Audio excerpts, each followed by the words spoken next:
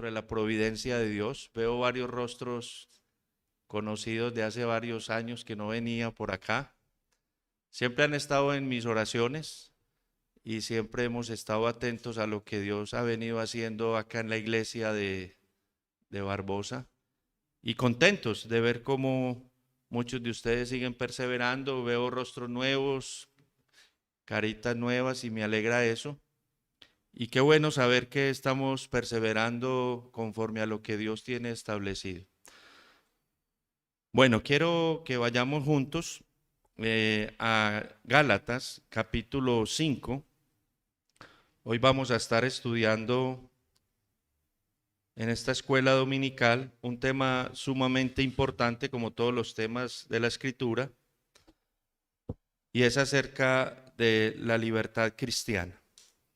Vamos a tomar el texto de Gálatas capítulo 5, del versículo 1 al 16. Voy a leer a favor de ustedes. Ustedes seguirán la lectura en sus respectivas Biblias y luego vamos a entrar entonces en el estudio de esta unidad de pensamiento de la palabra de Dios. Gálatas capítulo 5, versículos del 1 al 16.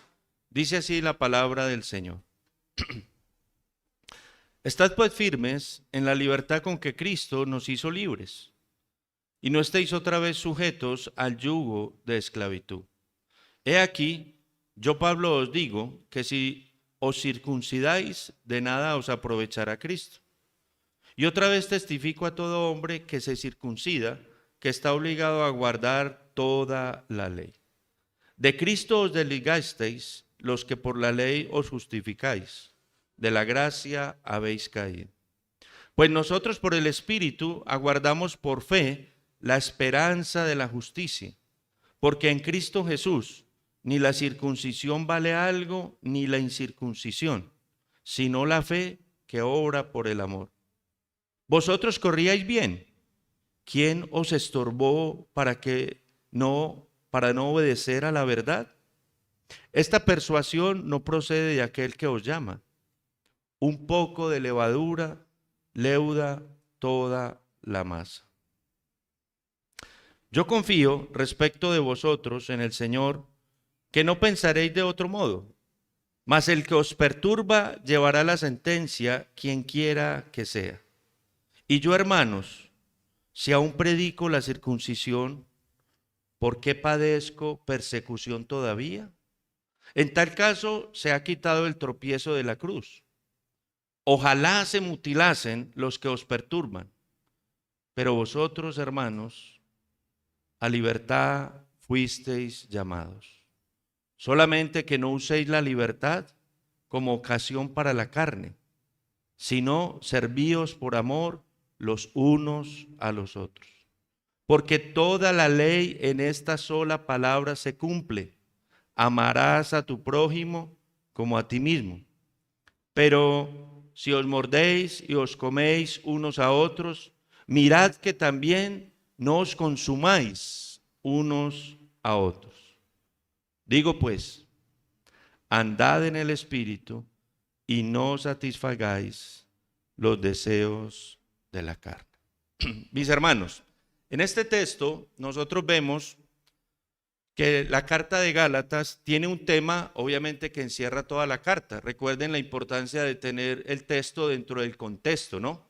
Y de entender que una unidad de pensamiento hace parte de un libro y que un libro hace parte de uno de los dos pactos, el antiguo o el nuevo, y que ese libro está ligado uno a otro con todo el contexto general de la Escritura. Así que este texto pertenece a un libro, este libro pertenece a uno de los testamentos y ese testamento pertenece a la unidad de toda la Escritura. Y eso siempre es bueno recordarlo, y sobre todo en estos espacios de escuela dominical donde nosotros tenemos que ir ajustando todas las cosas que hemos ido aprendiendo en las doctrinas de la gracia y en nuestra iglesia local. El tema de la carta del apóstol Pablo a los Gálatas es un tema que encierra la perseverancia continua en la libertad que Cristo logró por nosotros, al declararnos justos delante de Dios. Ese es todo el tema de la carta de Gálatas. Tenemos también que ubicarnos más o menos en qué tiempo fue escrita esa carta. Esa carta fue escrita, dicen algunos autores, una fecha temprana, entre el año 48 y 49 después de Cristo, y algunos hablan de entre el 57 y 58. Así que es una fecha del inicio de la iglesia y más o menos está entre el 48 y el 58. Y hay un contexto cuando se escribe esta carta. Gálatas es la carta, el título de esa epístola, escrito a los habitantes de Galacia. Galacia era una región del Asia Menor, donde el apóstol Pablo en sus viajes misioneros había establecido iglesias. Era obviamente una región considerada antiguamente por tribus paganas, celtas, que fueron conociendo posteriormente el mensaje del evangelio. Entonces, esto nos va permitiendo como ubicar por qué Pablo escribe esta carta, para qué la escribe y qué estaba sucediendo cuando él la escribió. El contexto de esta carta nos muestra que no hay otro evangelio, que no hay otro mensaje diferente al mensaje del evangelio de Jesucristo. Y aquí podemos darnos cuenta nosotros que hay un propósito claro en Pablo, y es defender a la iglesia de los judaizantes. ¿Y quiénes eran los judaizantes?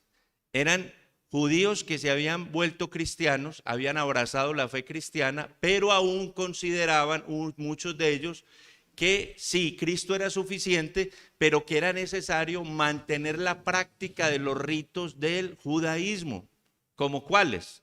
La circuncisión, algunas restricciones dietarias y el guardar ciertas fiestas del judaísmo.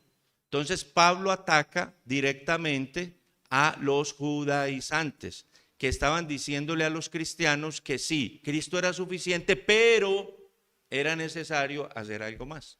Eso obviamente ataca una de nuestras declaraciones muy claras históricas, y es solo Cristo. Solo la Escritura, sabemos eso, lo podemos recordar en esta mañana, las 5 solas, que es solo la Escritura es suficiente, solo la fe en Cristo es necesaria, solo Cristo es el mediador entre Dios y los hombres, solo la gracia es suficiente, es un don y un regalo, y todo esto es para la gloria de Dios. Entonces, en esta unidad de pensamiento, lo que el apóstol está tratando es decirle a la iglesia: hey, iglesia, cuidado, que la suficiencia de Cristo, la suficiencia del evangelio va a ser y es atacada por hombres indoctos que tuercen las escrituras para hacerles volver a ustedes a la esclavitud de la ley, de la cual Cristo ya los hizo ¿qué? Libres. Y por eso el tema que hoy estamos tratando es firmes en la libertad cristiana. Ahora, ¿qué es ser libres? De hecho, el ser humano por naturaleza anhela la libertad. Todos, de una u otra manera, vamos en contra de la esclavitud. De hecho, decimos que la esclavitud ya fue abolida en un sentido cultural o sociológico, pero sabemos que no es verdad. El hombre es esclavo o del pecado o es esclavo por amor de Cristo. Así que la libertad realmente no existe. Lo que existe es un buen amo o un mal amo. Nosotros éramos esclavos del pecado, esclavos de Satanás, un mal amo. Ahora somos libres, pero por esa libertad ahora somos esclavos de Cristo, que es un buen amo. Así que la libertad per se y romántica que hoy en día se pregona es una fantasía. Soy libre y hago lo que quiero. No, tú no eres libre y haces lo que quieres. Eres esclavo y haces lo que la esclavitud del pecado te lleva a hacer. Y eso es algo que para nosotros los cristianos tiene que estar claro. Entonces, ¿cuál es la libertad a la que el cristianismo nos ha llamado? El evangelio nos ha dado y Cristo ha logrado para nosotros. Entonces, firmes en la libertad. En esta unidad de pensamiento del versículo 1 al 16, vamos a mirar 3 subtítulos, por así decirlo. El primero es firmes en la libertad que Cristo logró para nosotros. Vamos a ver eso desde el versículo 1 al 2. Vamos a ver también otra unidad, o otro pensamiento en esta unidad del pasaje. Firmes en la libertad para no volver a la ley. Versículos del 3 al 12. Y finalmente, firmes en la libertad para andar en santidad. Entonces, tres cosas. Firmes en la libertad que Cristo logró por nosotros. 1. 2. Firmes en la libertad para no volver a la ley o a la esclavitud de la misma. Y firmes en la libertad para andar en santidad. En estos tres subtítulos nosotros vamos a ver qué es lo que Pablo quiere que la iglesia entienda, en este caso la iglesia de Galacia, pero que se hace extensivo a la iglesia de nuestros tiempos, porque en nuestros tiempos hay judaizantes. En nuestros tiempos hay falsos maestros, falsos doctores de la ley, falsos ministerios, falsas iglesias y falsos por todos lados que pretenden colocar cosas que ya Cristo no demanda ni requiere de nosotros. A libertad nos llamó el Señor. Vamos entonces a mirar nuestro primer subtítulo. Ahora es bien importante que el capítulo 5 de Gálatas es donde comienza la parte práctica del libro de Gálatas. Los primeros 4 capítulos de Gálatas es lo que nosotros llamamos el indicativo. O sea, Pablo en sus cartas utiliza una metodología bien interesante y esto lo hacen todas las cartas del apóstol. Y es que los primeros capítulos de todas las cartas del apóstol, en algunos 3, 4, 5, en las cartas más largas como Romanos, los primeros 11, los primeros capítulos el apóstol muestra el indicativo, lo que Cristo ha hecho a favor de su iglesia.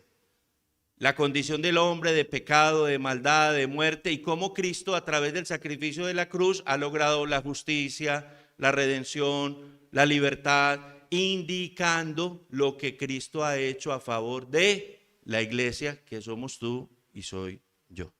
Y en los siguientes capítulos posteriores en sus cartas muestra el imperativo, o sea, lo práctico, lo que nosotros debido a eso que él hizo a favor nuestro, ahora nosotros ¿qué? Debemos hacer no por nuestra fuerza, sino por el poder del Espíritu Santo en nosotros. Y este caso de Gálatas es, a partir de este capítulo 5 es que comienza la parte práctica de la epístola. Y por eso quise traer hoy esta enseñanza a la iglesia. Porque cómo vivir todo eso que Cristo ya ha hecho para nosotros de forma libre, que es lo que creo que todos nosotros anhelamos, poner en práctica todo lo que hemos aprendido. ¿Cierto que sí? ¿Qué es lo más difícil de la vida cristiana? ¿Conocer lo que hay que hacer o hacer lo que hay que hacer? Obedecer, ¿cierto? Y el conocimiento viene primero que la práctica. ¿Se han dado cuenta de eso? Porque es que Dios es un Dios de sentido común. Es un Dios que no ignora el concepto cognitivo de nuestro cerebro porque Él fue el que lo creó. Dios crea el corazón del hombre de la siguiente manera, el ser del hombre. Nosotros tenemos una dinámica de corazón cognitiva. O sea que nosotros podemos ¿qué? Pensar, razonar. Por eso el cristianismo es una religión para pensar. Por eso los cultos de las iglesias bíblicas son racionales. Hay muchos cultos que no parecen racionales, sino como raros. También Dios ha creado nuestro corazón con una dinámica afectiva. Por eso las relaciones en la comunidad cristiana son importantes. De hecho, la vida cristiana son relaciones.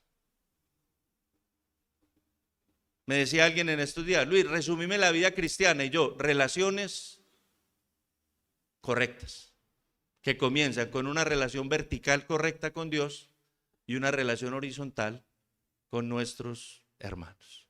O prójimo, porque pregunta, ¿con todos los que nos relacionamos son hermanos? No, señores. Nosotros nos relacionamos con gente no creyente. ¿Y cómo deben ser esas relaciones? Correctas. Porque la Biblia misma dice, amar a vuestros enemigos, imagínate. No hay que amar solo a los hermanos, sino también ¿a quién? A los enemigos. Y eso es difícil, ¿o no? Entonces, mis amados, la parte práctica de Gálatas comienza aquí en el capítulo 5. Entonces Dios nos ha dado una dinámica de corazón cognitivo, pensante, una dinámica de corazón afectivo, relaciones, y una dinámica en el corazón volutivo, voluntad. Nuestra voluntad nunca fue libre, éramos esclavos. Ahora nuestra voluntad ha sido libertada del pecado, ha sido libertada de Satanás, pero ahora somos cautivos y esclavos ¿de quién? De Cristo. Pero ahora nuestra voluntad es libre en Cristo para hacer la voluntad de Cristo. Pero ¿quién tiene que decidir? Tú. Ahí está el resumen de lo que la soberanía de Dios y la responsabilidad humana, sin mucho complique teológico. Porque yo sé que eso cuesta. Cuando uno dice, Dios es soberano, pero el hombre es responsable. ¿Qué me toca hacer a mí? ¿Qué le toca hacer a Dios? ¿Usted ha pasado por ese dilema en su mente o no? ¿O yo he sido el único? Y si la voluntad de Dios es la santidad y Dios es soberano y decretó, ¿por qué pequé? Porque Dios lo decretó. Muchos justifican su pecado así, ¿sabían eso? No, pero no es así lo que la Biblia plantea. Cada uno cargará su propia responsabilidad, lo dice Pablo en Gálatas también. Cada uno es responsable de su propia vida, lo dice Pablo también. Pero esa vida fue dada por Dios. Entonces todos esos elementos son los que en las escuelas nosotros tenemos que conversar con más tranquilidad, donde podemos preguntar. De hecho, vamos a dejar un espacio ahorita para preguntas y respuestas, porque es como armar toda esa información teológica que venimos trayendo desde cada domingo, cada estudio de confesión de fe y una cantidad de cosas. Muy bien. Vamos entonces a mirar, haciendo estas claridades, la importancia de la libertad y entendiendo ya qué es la verdadera libertad en Cristo. Entonces, primero, firmes en la libertad que Cristo logró para nosotros. ¿Quién logró la libertad? ¿Nosotros o Cristo? Cristo. Nosotros no nos autoliberamos. Cristo nos libertó porque además nosotros estábamos, aparte de estar esclavos, estábamos ¿qué? Muertos. Muertos en nuestros delitos y pecados. Pero Cristo dice en el capítulo 5, versículos 1 y 2, estad, un orden, un mandato, pues firmes en la libertad con que Cristo nos hizo libres. Y no estéis otra vez sujetos, amarrados, encadenados al yugo de esclavitud. Entonces Pablo les está diciendo de una vez, iglesia de Galacia, ya vosotros fuisteis libertados, no volváis ¿a qué? A la esclavitud, ni permitáis que os sujeten nuevamente al yugo de la esclavitud de la ley. Según esos judaizantes que les están predicando un evangelio falso. Y miren qué interesante que Gálatas, allí mismo atrás, Pablo comienza el libro de Gálatas precisamente diciéndole a los Gálatas en el versículo 1:6, estoy maravillado de que tan pronto os hayáis alejado del que os llamó por la gracia de Cristo para seguir un evangelio diferente. No que haya otro, sino que hay algunos que os perturban y quieren pervertir el evangelio de Cristo. Luego Pablo sigue diciendo entonces cómo la libertad con que Cristo nos hizo libres requiere de un proceso de entendimiento e iluminación del Espíritu para comprender esa obra tan maravillosa. E inclusive les cuenta que tuvo que reprender a Pedro en Antioquía, porque Pedro en Antioquía, cuando venían los de la circuncisión se comportaba de una manera y cuando venían los de la incircuncisión se comportaba de otra. Entonces Pedro también pasó por un periodo de ¿qué? De hipocresía y de acomodo. ¿Con estos qué? Con estos esto, con estos lo otro. Entonces, luego Pablo continúa diciéndoles, ¿cómo fue que ustedes recibieron el evangelio? ¿A través de qué? De la fe. Y les dice, oh Gálatas insensatos, ¿quién os fascinó para no obedecer a la verdad? a vosotros ante cuyos ojos Jesucristo fue ya presentado, escuche, claramente entre vosotros como crucificado. Pablo está aludiendo a lo que ya les había enseñado. Ya les había dicho que era por gracia. Ya les había dicho que era solo el evangelio, que no había otro. Ya les había dicho que Cristo es el fin de la ley. ¿De cuál ley? De la ley ceremonial y de la ley civil del pueblo de Israel. Ahora hay una ley, que es la ley moral, que permanece para siempre. Pero esa ley no encadena, esa ley no me ata. Al contrario, Cristo me ha libertado de la ley ceremonial, de la ley civil, para obedecer la ley moral. Porque estando libres en Cristo podemos obedecer la ley moral. Dice entonces en estos dos versículos claramente que ya Cristo nos ha libertado. Y he aquí, versículo 2, yo Pablo os digo que si os circuncidáis, de nada os aprovechará Cristo. O sea que aquí hay un rito y una práctica que interviene en toda esta unidad de pensamiento, y es la práctica de la circuncisión. ¿Qué era esa práctica? Era una práctica que Dios estableció ¿con quién? Con Moisés. Mucho más atrás, con Abraham. Génesis 17 dice que cuando Dios llama, en Génesis 12 llama a Abraham para hacer de él una gran nación, a salir de su parentela, de su tierra. Abraham empieza a peregrinar y por allá en el Génesis 17 le dice, voy a hacer un pacto, una señal con el pueblo elegido que son ustedes en cabeza tuya, y a partir de ahora esa señal es que vas a circuncidar a todos los varones que hay en el clan o en la tribu cuando empezó a todo ese inicio. Solo los varones. ¿Por qué solo los varones?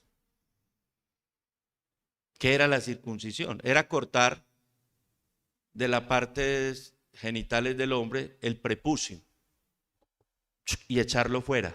Ahí hay una señal también, que luego el apóstol interpreta correctamente cuando habla de que Dios ahora quiere la circuncisión de nuestro corazón, que echemos de nosotros algo pecaminoso, algo que va a quedar fuera para que podamos estar libres. Bueno, y hay una cantidad de elementos de la circuncisión, pero básicamente la circuncisión consistía en eso, cortar el prepucio del miembro del hombre para que fuera una señal de que todo aquel que era circuncidado estaba marcado como parte del pueblo de Dios. Menos mal eso ya no aplica, ¿no? Sería durísimo. Hoy en día, médicamente, la circuncisión se practica por otros elementos de salud, de esto y aquello, y todavía hay niños, varones, que necesitan ser circuncidados, y regularmente lo hacen ¿qué? En los primeros meses o años. Pero la ley, luego, posteriormente, después de Abraham, donde se establece el rito y la señal, avanza hasta Moisés. Moisés la coge como parte de la señal del pueblo de Dios, y por eso en la ley de Moisés aparece también que la circuncisión sigue vigente hasta el Nuevo Testamento, y cuando Cristo aparece, esa ley está vigente. Pero los niños son circuncidados ¿a qué tiempo? A los 8 días de nacidos, ante el templo, circuncidados y presentados como una señal.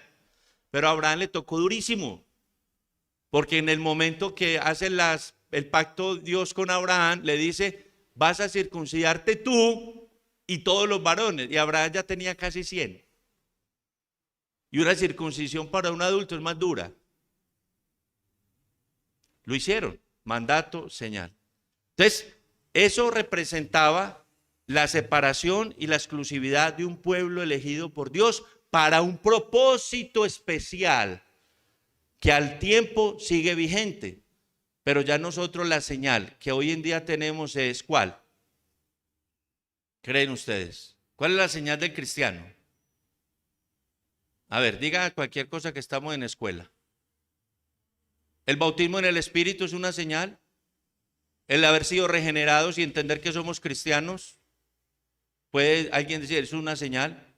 Pero nosotros, ¿cómo simbolizamos hoy día, como iglesias bíblicas, la señal de que pertenecemos a un pueblo y a un Dios de forma exclusiva. Bueno, pero hay algo más, a ver.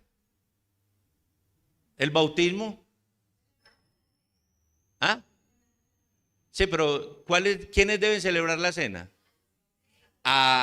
¿Y quiénes deben ser bautizados? Los creyentes. ¿Se dan cuenta el proceso?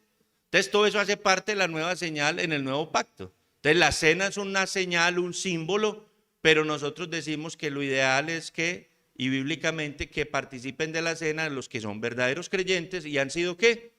Bautizados. Como señal y símbolo, no como elemento ritual de salvación. La cena nos salva, el bautismo en agua nos salva, ¿sabías eso? Entonces, pero son símbolos sacramentales que nosotros consideramos importantes como una señal de pertenecer a la iglesia del Señor.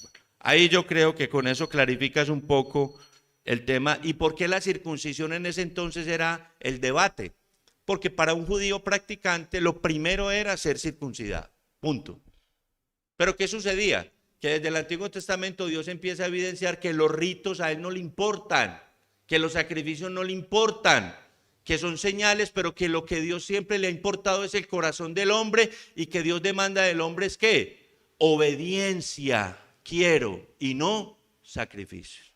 Pero las señales enmarcan el proceso en el cual una iglesia debe ir avanzando a través de su peregrinaje. Desde la antigüedad, recuerden que Israel es una iglesia primitiva, pero es parte de la que luego la iglesia pasa a ser. Ahora el verdadero Israel, ¿quién es? La iglesia, conformada por judíos y por gentiles. El judío ya venía circuncidado por tradición. Ahora llega acá y ya está circuncidado. ¿Qué puede hacer? Pues seguir avanzando en la iglesia. Pero este llega como gentil y no está circuncidado. ¿Qué puede hacer? Seguir avanzando en la iglesia. ¿Necesita ser circuncidado? Dice Pablo, no. Y esa era la batalla allí. Y otras, pero la circuncisión era como la principal allí. Ok, dice entonces algo maravilloso. La ley era necesaria y sigue siendo necesaria. ¿Cómo sabemos nosotros del pecado? Porque la ley dice, no pecarás. Pero ¿qué sucede con la ley? Mis amados, la ley manda, pero no capacita. Escucha esto. La ley manda, pero no capacita para obedecerla. La gracia provee lo que la ley exige. Leo nuevamente y tenlo muy presente. La ley manda, pero no capacita. La gracia provee lo que la ley exige. Eso es maravilloso. La ley nos muestra nuestra incapacidad para obedecer. La gracia nos muestra que por el don de Dios es posible nosotros obedecer la ley moral de Dios, que es la que continúa vigente, ¿no? Los 10 mandamientos. Perfecto. Entonces, firmes en la libertad que Cristo logró para nosotros. Ya Él lo logró. Vive en Cristo, anda en Cristo. Segundo, firmes en la libertad para no volver a la ley. Entonces Pablo les dice en el versículo 3 en adelante, leo para ustedes: y otra vez testifico a todo hombre que se circuncida, que está obligado a guardar toda la ley. Venga, es que el rito de la circuncisión es solo una parte de la ley de Dios. Entonces, si vas a vivir por la ley y vas a ganarte el favor de Dios por la ley, no solo te tendrías que circuncidar, sino que, ¿qué acabamos de leer? Obedecer. ¿Cuánta parte de la ley? ¿Toda? No, yo me circuncido, pero sigo adulterando. Yo me circuncido, pero robo. Yo me circuncido, pero... no. Tienes que guardarla toda. Ahora viene la pregunta. ¿Es posible guardar toda la ley de Dios? Perfectamente. No. Por eso somos cristianos. No por lo que nosotros hicimos, sino por lo que Cristo ha hecho a favor nuestro. ¿Vamos bien hasta ahí? Ok. De Cristo os desligasteis, los que por la ley os justificáis, de la gracia habéis caído. Hey, Gálatas, yo les dije que la salvación es por gracia. Por las obras no de ustedes, sino por la obra de Cristo en la cruz. Y es un don, es un regalo. Si queréis volver a los ritos como la circuncisión y a practicar la ley, os desligasteis de la gracia, habéis caído. Entonces, quien por gracia recibe la salvación y vuelve a la ley, pierde la salvación. ¿Está diciendo ese texto? No. Ese por la gracia, de la gracia habéis caído, no es pérdida de salvación. Es el no entendimiento de la obra perfecta de Cristo a favor nuestro. Muchos malos intérpretes de las Escrituras usan este pasaje para decir que la gracia, que el don de salvación se puede perder si yo vuelvo a la ley. Y eso es falso. De la gracia habéis caído no estáis llevando a cabo el entendimiento para disfrutar de la salvación por gracia. Habéis caído de la gracia. Estáis en desgracia. No es pérdida. En este caso para creyentes, ¿no? Que pretenden continuar su vida por la práctica o la justificación de la ley, o quienes no han sido todavía salvos pretenden ser salvos por el guardar la ley. Versículo 5, pues nosotros por el Espíritu aguardamos por fe la esperanza de la justicia. O sea, nosotros los cristianos estamos aguardando por fe la esperanza de la justicia. ¿De cuál justicia si ya Cristo nos justificó? Pues del cumplimiento pleno de la justicia, que para nosotros es cuando ¿qué? Cuando Cristo regrese por segunda vez. ¿Estamos en esa esperanza o no? ¿Cuántos están esperando que Cristo regrese? ¿Cuántos quisieran que viniera pronto?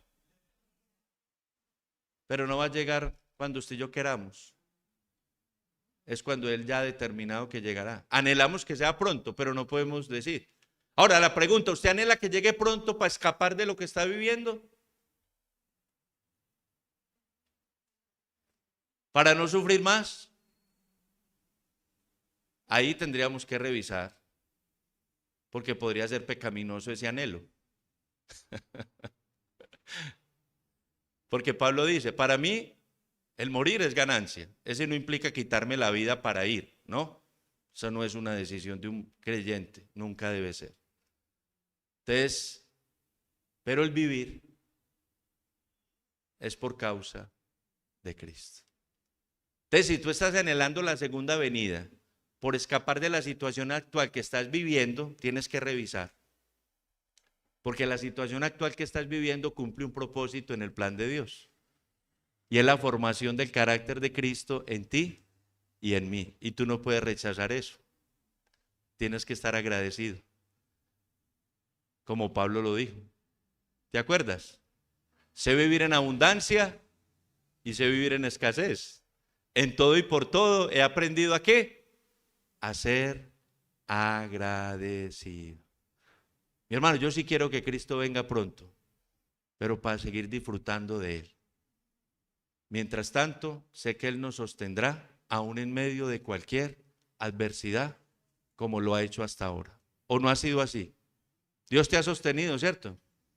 Y has pasado por adversidades, ¿cierto que sí? Yo también. Y tal vez pasemos por más, seguro. Pero en todo y por todo aprendemos ¿a qué? Porque nada ni nadie, dice Pablo también, nos podrá separar del amor de Dios. Ni hambre, ni desnudez, ni enfermedad, ni la vida, ni la muerte, ni tú mismo, porque ese nada ni nadie te incluye a ti. Así que tú estás seguro en las manos de Dios. Amén. Eso es un consuelo, eso es una esperanza, que es la que Pablo les está diciendo. Pues nosotros por el Espíritu guardamos por fe la esperanza de justicia, porque en Cristo Jesús, wow, y esto es lo hermoso, ni la circuncisión vale algo, ni la incircuncisión, sino la fe que obra por el amor. Mis amados, ningún rito, ninguna ley, ninguna práctica externa, ninguna cosa diferente a Cristo es necesaria. Cristo es suficiente. Vosotros corríais bien. ¿Quién os estorbó para no obedecer a la verdad? O sea, Pablo dijo, ustedes empezaron bien. ¿Qué pasó? ¿Le ha pasado a usted eso también o no? Empezaste bien tu vida cristiana. ¿Qué pasó? ¿Corríais bien? ¿Qué sucedió? No, fue que yo escuché un pastor judío mesiánico que dijo que, y las redes están llenas de ese tal movimiento judío mesiánico. Eso no se quedó allá. Hoy en día está haciendo y diciendo que nosotros no somos verdaderos cristianos porque no guardamos el sábado, porque no usamos talit, o sea, el mantico porque no usamos kipat, porque no hacemos fiestas judías, porque no nos circuncidamos los hombres y por una cantidad de cosas, de vestimentas, de prácticas y rituales, porque no tenemos una menorá aquí en la iglesia, porque no tenemos unas decoraciones judías. Le estoy hablando de supuestas iglesias que están aquí. No sé si aquí en Barbosa hay. ¿Ya han llegado o no? Pues así como yo los describo, no. Pero hay un poco de judaizantes por aquí en esta cuadra también. Porque no es solo la cosa externa. Es hacerle creer a la gente que es a través de la ley que se gana la justicia de Dios y de imposiciones de legalismos que no están conforme a las escrituras. Y las amenazas permanentes de que puedes perder la salvación. Eso es judaísmo. En diferentes versiones, ¿no? Versión .1, .2, ya va como en la versión .4.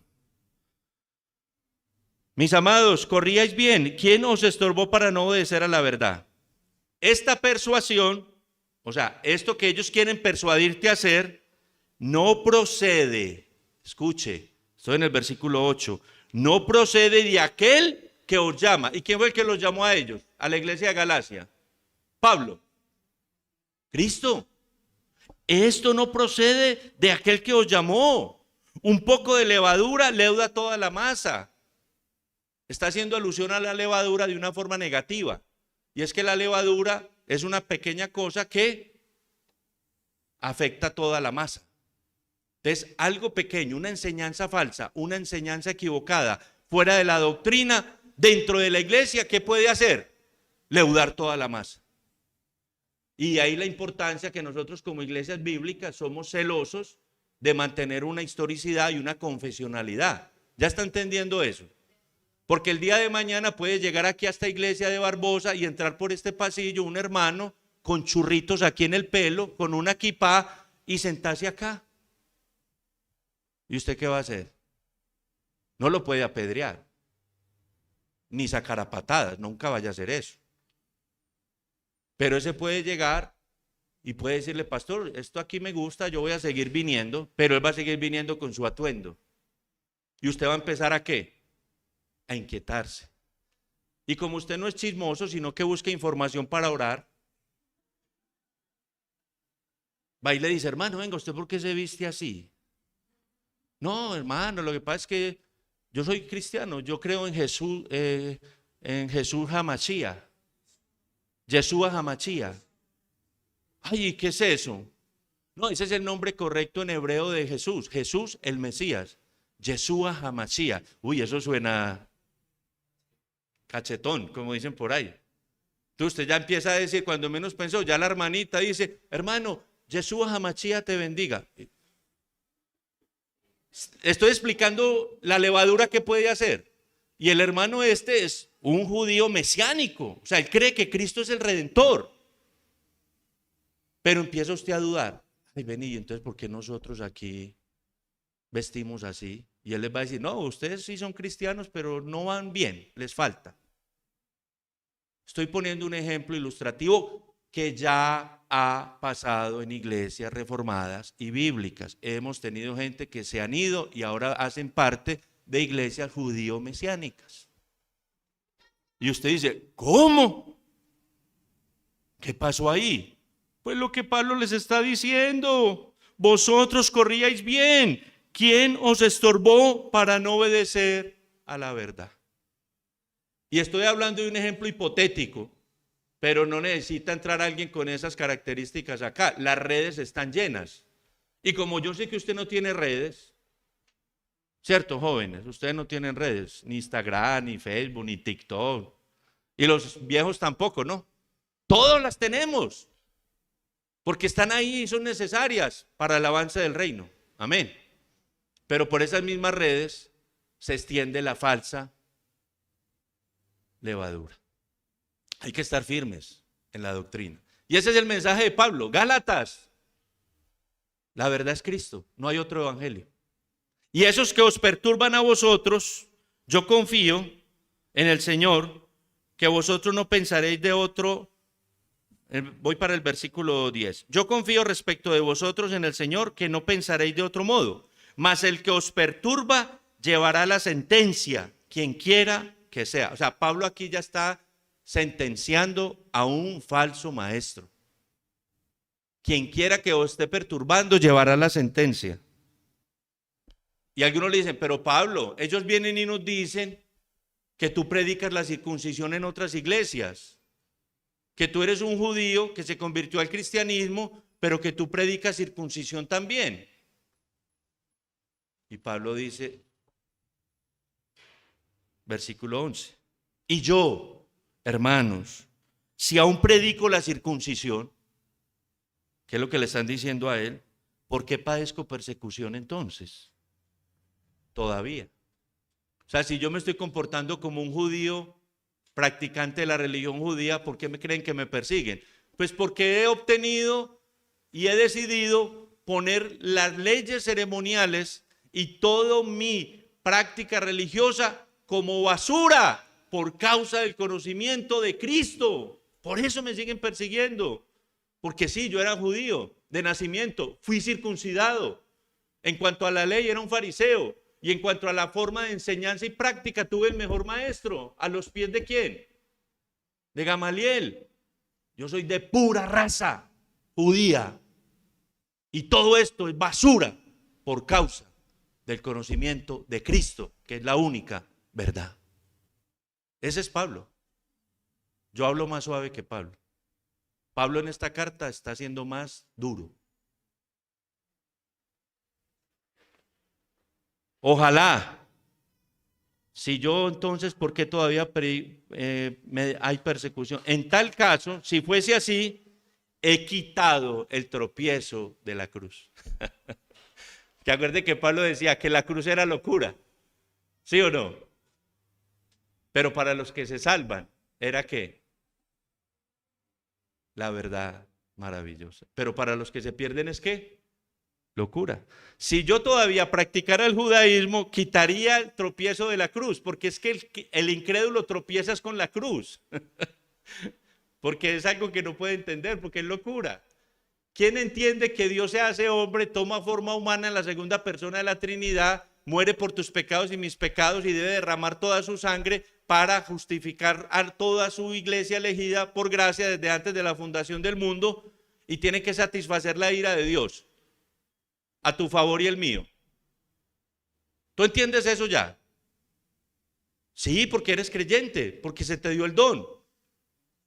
Pero cuéntale eso a cualquier persona de a pie. ¿Y qué te dice? Eso es locura. El mero hecho de que Dios se haga hombre es locura. Mis amados, último punto. Firmes en la libertad para andar en santidad. Entonces Pablo les dice, porque muchos dirán, Pablo, y entonces si no tenemos ritos y prácticas y ceremonias, ¿cómo podríamos nosotros agradar a Dios? Y andar conforme a su voluntad y a su deseo. Porque desde el principio el mandato de Dios es la santidad. Los ritos y estas cuestiones fueron simplemente apareciendo como cosas en el plan progresivo de la revelación de Dios. Entonces les dice Pablo en el versículo 13 en adelante. 13. Porque vosotros, hermanos, a libertad fuisteis llamados. Solamente que no uséis la libertad como ocasión para la carne. Y no vaya a salir con el cuento que por eso no come carne. La carne aquí hace referencia a los deseos pecaminosos y las concupiscencias que hay en nosotros, que moran aún en nosotros, como cristianos aún, pero que necesitamos mortificar continuamente. No uséis como ocasión la libertad para la carne, sino servíos por amor los unos a los otros. Entonces pregunta, ¿para qué fuimos libres? Para servíos con amor o por amor los unos a los otros y para andar en santidad. Versículo 14, porque toda la ley, ¿cuánta ley? Toda la ley en esta sola palabra se cumple. Amarás a tu prójimo como a ti mismo. Pero si os mordéis y os coméis unos a otros, mirad que también no os consumáis unos a otros. ¿Sabes qué estaba pasando en Galacia? Estaban siendo confundidos por prácticas rituales ya abolidas por el Evangelio. Y ese deseo de mantenerse bajo la ley los estaba llevando a pelear más.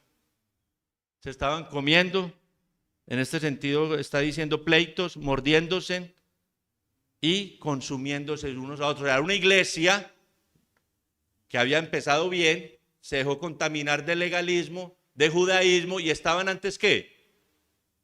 Peor, en conflictos. Este hermano hace, este no hace, este se viste así, este no se viste así, este lo otro, este no guarda el día, este tal cosa, este todavía lo vi por allá comiendo marrano, este aquí, este allá. Estaban producto de no entender la verdad y la verdadera libertad. Y ahí es cuando entonces termina nuestra unidad de pensamiento de hoy. Digo pues, hermanos, andad en el Espíritu y no satisfagáis los deseos de la carne. Mis amados, Cristo nos hizo libres del pecado, la muerte y Satanás. Cristo nos libertó de la ley ceremonial. Cristo nuestro motivo para amarnos los unos a los otros y para andar en santidad. ¿Qué aplicaciones vemos en esta escuela dominical para nuestras vidas? Pues yo creo que toda la escuela ha sido aplicativa, ¿no? Pero podemos preguntarnos cosas como estas. Hermanos, hermanas, ¿tenemos clara nuestra libertad en Cristo?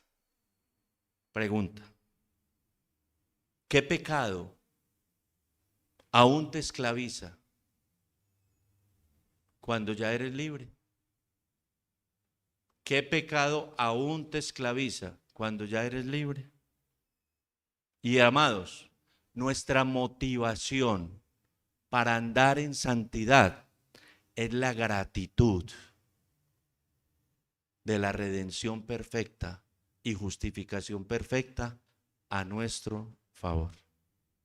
Tú no tienes que andar en santidad por miedo, sino por gratitud. El verdadero creyente quiere ser santo porque Él es santo y porque ese santo le ha salvado y justificado inmerecidamente. Esa es la motivación. Pero si tu motivación todavía es agradar al pastor, agradar a la iglesia, agradarte y conformarte a la confesionalidad, que todo eso hace parte del plan de Dios, estás mal, muy mal. Tu motivación es permanecer en la iglesia bíblica con todos estos elementos que Dios nos ha dado, que santifican y llevan a madurar.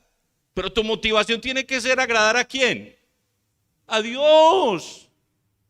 En gratitud por lo que ha hecho por ti y por mí. Mi amado, ¿eres consciente de lo que Dios ha hecho por ti?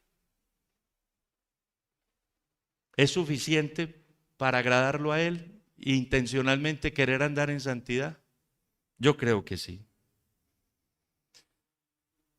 Y si aquí hay un hermano o una hermana, o más bien un amigo o una amiga, y digo hermano o hermana no por equivocación, porque hay gente que cree que es, pero no es. Y a un amigo y una amiga es porque aquí todos los amigos y amigas son bienvenidos, si no eres creyente. Si eres creyente, tienes que examinar tu fe, cómo estás en este tema de la libertad cristiana. Y si no eres creyente y eres simplemente un visitante, tengo que decirte que eres esclavo del pecado, de Satanás, y que solo hay libertad en Cristo para ser libre de lo que te atormenta, porque todo ser humano fue creado a imagen de Dios y hay una conciencia que le acusa y le dice qué está haciendo bien y qué está haciendo mal. Si eres un amigo o una amiga, ven a Cristo, arrepiéntete y Él te hará libre. Y si ya eres cristiana o cristiano, pues examina tu fe y pídele a Dios que te permita disfrutar la libertad a la cual Dios llamó a sus hijos.